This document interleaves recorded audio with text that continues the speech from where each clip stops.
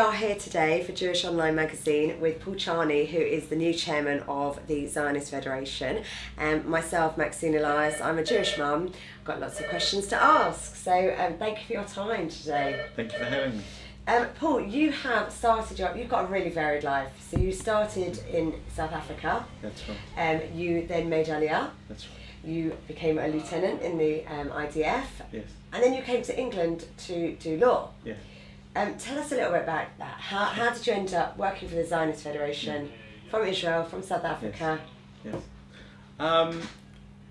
South African Jewish community is a very Zionistic community, very much interlinked with what happens in Israel for a number of reasons, a very close-knit community. So I always grew up as a Zionist, and when my parents decided to make Aliyah when I was 15, I was more than glad to do so, and I was looking forward to it.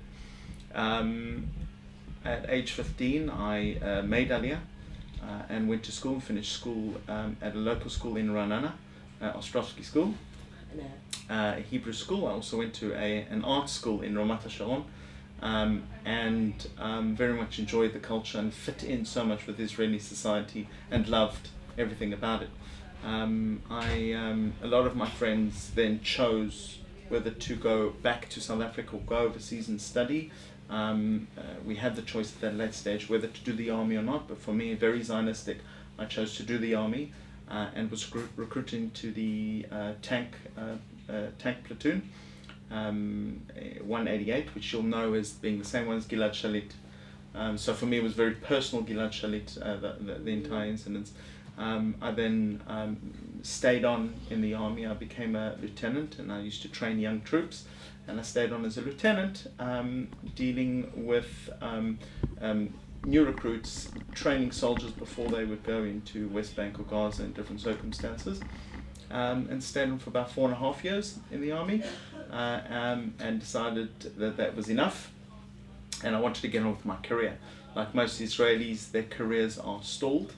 They have to do the army, they have to give pretty much the best years of their life to the defense of the state of Israel, and by far the vast majority are happy to do so and have huge amount of motivation. What I loved most about the army is I'd only made Aliyah a few years before, and I'd been exposed to what is the Sharon area culture, which is a very middle to upper class, wealth, educated Israeli, a very specific type of culture. By going to the army, I was exposed to all the cultures around Israel from all different walks of society, kibbutz, moshav. So you run on in that area. I mean, it's just all expats, South Africans, and I think even in the shops you can get all the South African goodies. That's right. As my mother says, she arrived in Israel with a good level of Hebrew, and after 20 years now speaks nothing. Absolutely. So that's Ranana for you. But it is. There's only about 10%, funny enough, expats. The rest is Israeli, although where are they hiding? Well, they make a lot of noise. They're the expats, funny enough. But it is a large percentage. Ranana is quite a big town now, and very welcoming, and it's always been that way. For me, the army was a great exposure to the rest of Israel. And I was happy to stay, and I enjoyed making new friends in different places, different walks of society. I've seen an interview with you, and it says that you felt that being in the army was like the essence of Zionism. Right.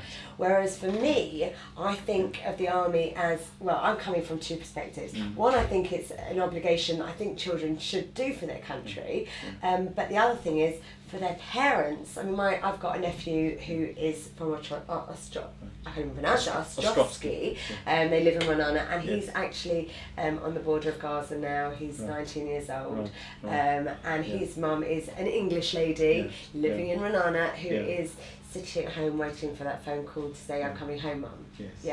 How does your parents feel about you staying in the army, and B, how do you work out that Zionism is the essence, and being a soldier is the essence of Zionism? I can't connect the two. Well, that. To answer your first question, yes, I have a Jewish mother and a Jewish father in every sense of the word. I think they had dual feelings. They were very proud that their son was going to give back to a country which essentially took us in. Yes. The immigration process is very much one of taking us in and helping us be absorbed into culture and society, which is a very different culture and very different society to South Africa. And it takes time, and we were very grateful for all the help that the country gave us. So to be able to give back is something, to love your country, and to, from their part, our son is now going to defend the country and pretty much put his life on the line for the country is a way of giving something back to both the rest of the Jewish nation, to the country, and to Jews around the world. Israel needs to be a safe haven for Jews around the world. So I think they were very proud with that amongst themselves, amongst their friends and their peers. At the same time, the intrepidation of waiting, of hearing where I'm going to be, what's going to happen. And most of the time, you don't have a choice. I would come back once every month, and the stories would come out, or they wouldn't hear from me for a while, and that's part of the fear factor of where is he? Is he safe? Is he cold? Is he tired? And is he hungry? Was the main factor. That was the main thing. You can imagine, I mean, now you can probably relate more than someone like myself to actually what's going on in Israel at the moment with, 15 seconds to the bomb shelters. Yes. I mean, that must be horrific to live under those circumstances. Well, funnily enough, I did what is the equivalent of A-levels, Bagrut, my final year Bagrut, during the first Gulf War.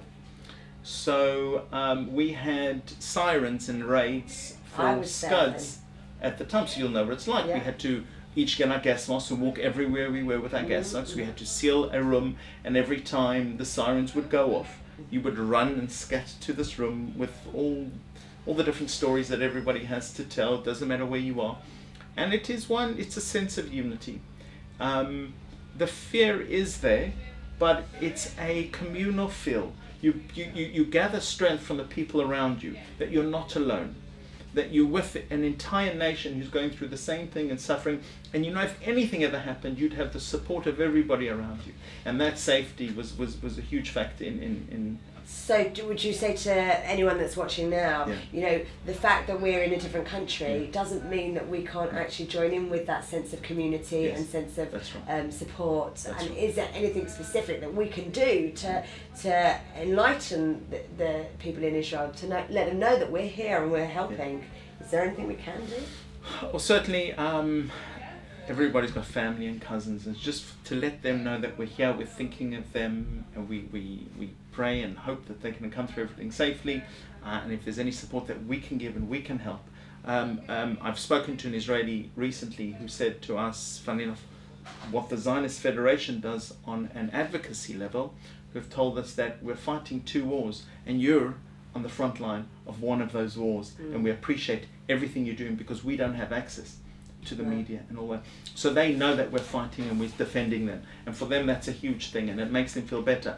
Israelis don't want to feel that not only are they fighting a war, but that they have to defend their honor as well, and they have to defend the fact that they're not being banded out as a pariah state or as war criminals. And for us to do that gives them a huge amount of hope and a huge amount of but as chairman of the Zionist Federation, I'd say that you're up against a hell of a lot of obstacles, because every news channel that you turn on is anti-Israel.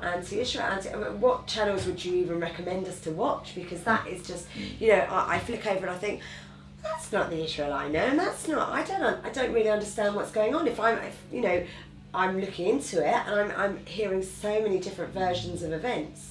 As a Jewish person, what I mean, we know the truth in our hearts, but how can we even, let that out into the public? How can we? I'm speaking to the person on the bus next to me, and how can I say, well, actually, what they're saying on the news is incorrect? Everyone thinks what they see on TV is gospel. What channels should we be watching?